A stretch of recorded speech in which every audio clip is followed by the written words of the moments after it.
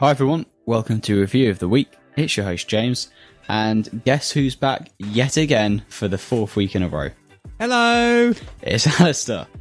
So, today's been a pretty eventful week across everything really, politics, Today has been sports. a very eventful week. Yeah, nice. So, the story I picked out to begin with is something that Jeremy Corbyn, the leader of the Labour Party, came up with this morning on Andrew Marr. The headline goes, Jeremy Corbyn announces Labour will buy every homeless person in the country a house. Obviously being England, but that probably spans the UK as well. I'm not 100% sure. Now this comes out at about 8,000 homes, which he said he would purchase immediately and give them to people sleeping rough around the UK. Ali, go ahead. Well, first off, I'm quite a bit more liberal than James, and although I don't particularly like Labour in the politics right now, I do think Jeremy Corbyn's a very good campaigner. But I think that it's a bit excessive, isn't it? Really, buy every homeless person in the country a house. Like we should definitely help homeless people, but I don't think the country could afford to buy every homeless person in the country a house, especially with the economic state that we're in with Brexit and all the EU shenanigans that's going on. I don't think we'll be able to afford it particularly. I think we should help them in some way, but I'm not sure how. I agree. I don't know how to fix the problem either. I agree with you. We definitely should do something, but at the same time, going on live television and saying let's buy every single person a house, that's a bit stupid. But he's doing it though just to get more, because there's quite a lot of idealistic millennials, aren't there, that are quite left wing. He's probably doing it just to get them to sort of believe in him as a obviously. Sort of, do you reckon that could ever work though? Like, well, how much did he say how much it would cost at all? Or? No, it did work in the general election when he said he'd do free tuition fees. Yeah, but we need free tuition fees, though, don't we? No, we don't. Yeah, we do. No, we don't. They are ridiculously expensive. Yeah, university is a privilege, not a right, Alistair. I know it's a privilege, not a right, but the fact is that it's going to be one of the most expensive things that we ever have to pay for. Apart from a house and a car. Oh no! I mean, come on, James, come on. I mean, buying a house and a car. When we buy a house and a car, we will have money. We'll have proper jobs. Then we'll be able to afford it. We're gonna be stuck with our student loan forever. Not forever, but for ages, not forever. Yeah, but who's gonna pay for university then? Who's gonna pay for university? Yeah, if we're not paying our tuition fees, who is gonna pay? Well, because university lecturers aren't gonna rock up on their jobs earning £10 a year, are they? Well, I mean, it was subsidised by the government a couple of years ago. A couple of years ago, I think you mean quite a few years ago. Yeah, I do mean quite a few years ago, but since the Tony Blair period, it has been subsidised before. Yeah, so that just proves the Labour Party is even more useless at throwing money down the drain. Tony Blair was not a useless prime minister. He was a fantastic prime minister. He was far better than. He was don't say that, Alistair. No. Apart from Iraq, okay. Apart from going to Iraq, following Bush, and flooding the UK with migrants. No, he didn't flood the bloody UK with migrants. Yes, he did.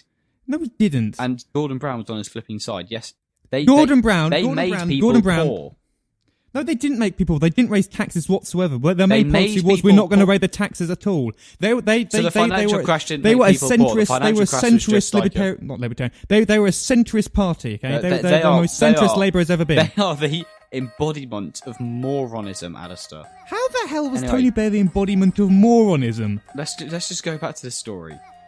How are they going to pay for this? Obviously, they're not going to pay for it because no one's going to vote them in. You're going away from the moronism stuff, okay? Fingers crossed. How are they going to pay for this? They aren't going to be able to pay for this. Exactly. So it's a stupid idea. Said by a stupid man. Idea. Modern Labour has a lot of stupid ideas, but Labour has they're stupid just ideas. as bad as Conservatives at the minute, aren't they? Well, no, I'd rather vote Conservative than Labour any day. What with the current party shambles that they're in? Yes. With Theresa May being one of the worst Conservative politicians I've seen in my lifetime. I think she's not great, but she's not the worst. She's absolute crap. She's drawn the. Well, I don't like David Cameron, but he managed to take the Conservative Party up with his compassionate conservatism up to heights that they have not seen since the Thatcher era. Okay. David Cameron was a fool. He was an absolute fool. How the hell was he a fool? I mean, I don't like him. I think he's incredibly slimy, and I hate him for for how he pushed around the Lib Dems and blamed things on them. But he was not not a fool when it comes to grand scheme of things. He was an absolute fool. How? For example, Brexit. You're a Brexit supporter. Then still makes him moronic for calling a thingy vote, and then when it didn't go his way, he just threw a ball in, and walked off. Quit. Yeah, but a lot of politicians have done that. Yeah, he's mentally weak, but he's not as mentally weak as Tony Blair, that's for sure. What do you mean he's not as mentally weak as Tony Blair? Was politician for over 10 years. Was Prime Minister for over 10 years, wasn't he? Yeah. So that just makes him stupid over 10 years. How does he make him stupid over 10 years? He got in, right? He was such a good campaigner. He managed to get a massive landslide victory of nearly 200 seats than the Conservatives. That is not mentally weak. Alistair, I'm going to lose the plot in a minute. Can we just move How on? are we going to lose the plot, Jake? You don't know what you're talking about. How? I'm not. He's not a I'm fool. not talking about that man on this. Because you don't know enough podcast. about him. I know enough about him. You do not know enough about him. I'm not. No, I'm not having it. I'm not having it. You're trying to move the argument to something that you do know what to talk about, which is this. Should we go back to modern Labour because you don't know what you're talking about? No. Hang on a second. I know exactly what I'm talking about. What? And Colin, he is a moron. Just because you don't like what I'm saying doesn't make me wrong, Alistair. I'm not pulling the stupid card. I'm saying that he is a moron. Give me reasons why. Immigration. I don't know, that massive thing. What was it called? The Depression, where no one had any monies anymore. Yeah, that was his entire fault. That was Brown. That was Gordon Brown. He started it. This modern Labour Party you seem to love so much started it. An absolute joke. What do you mean this modern Labour Party? I don't like Jeremy Corbyn whatsoever. They're all... Are you talking about New Labour or... They're all a bunch of morons. No, they're not a bunch of morons. Yes, they are. Tony Blair was extremely smart in his campaigning. Oh, good for him. He's still a fool. He's not a fool. Yes, he is. He's actually, it's worse than that. He's not a fool. He's been my favourite Prime Minister in the past 20 years. He's a globalist. He's a Let's bring the globalist card. I'm peeking. Whose sole Let's bring the objective was globalism to destroy in. this country from the heart outwards. I'm sick of it. Socialism, my arse. He's not a socialist, though, is he? Yes, he Tony is. Blair was as far away from a socialist as possible in the Labour Party. No, he wasn't. Yes, he is. He's a centrist. So you're telling me he's not a socialist? New Labour was founded on centrism. Are you mad? Do you know politics of the 1990s? New Labour. You're telling me he's not a socialist? Are you telling me he's not a socialist? He's flipping Labour Party.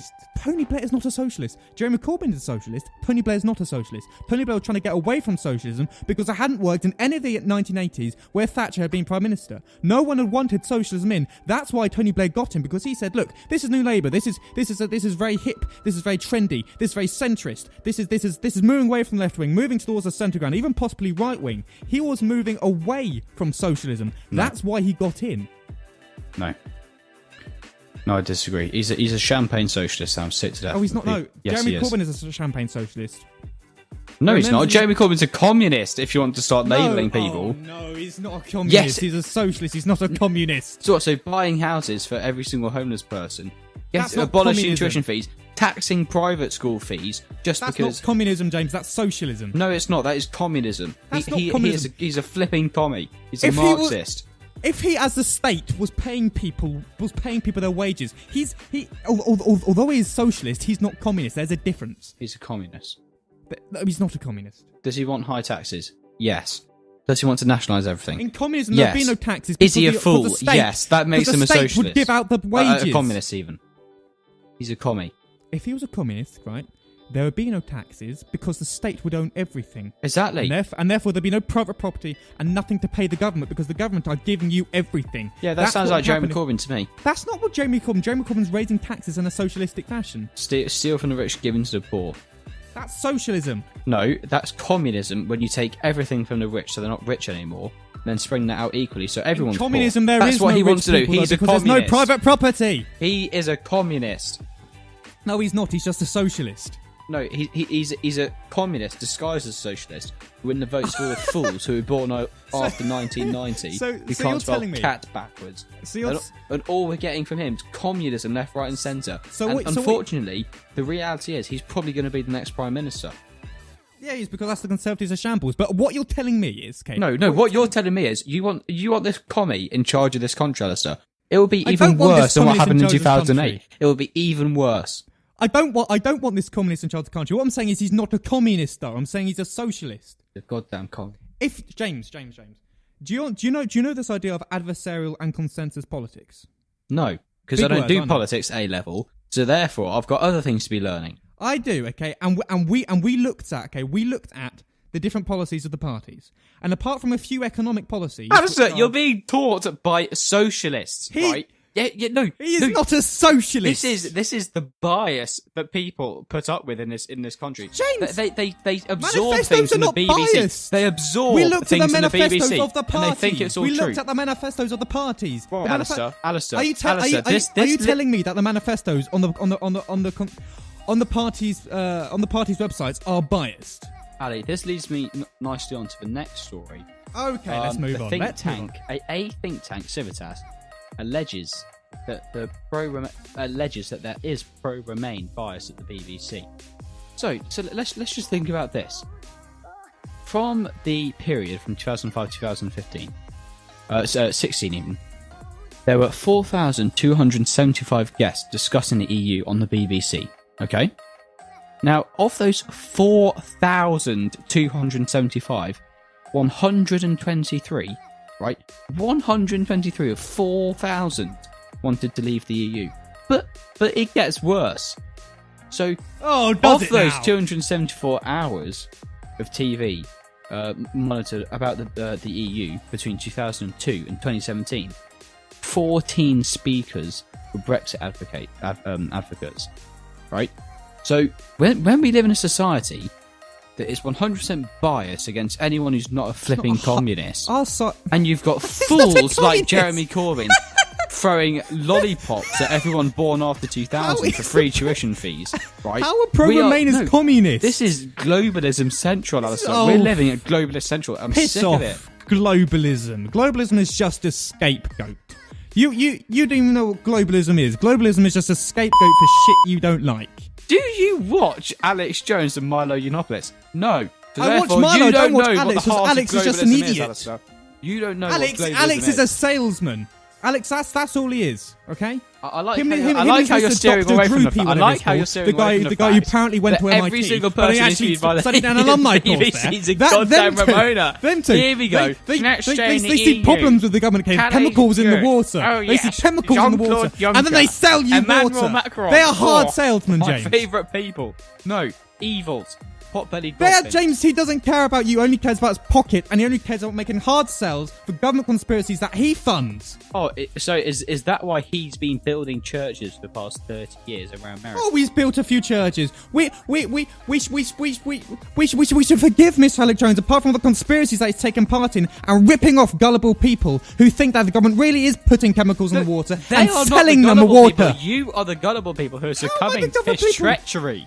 So the majority of people, 99% of America and the UK are gullible people because we don't think that the government are trying to kill us. Yes. I don't like the government either, but they're not trying to kill us, James. Yes, they are. No, they're not. Yes, they are, and it's worse. Not. It's worse than that because they're succeeding, and you're refusing to see it. How are the government succeeding in killing us, James?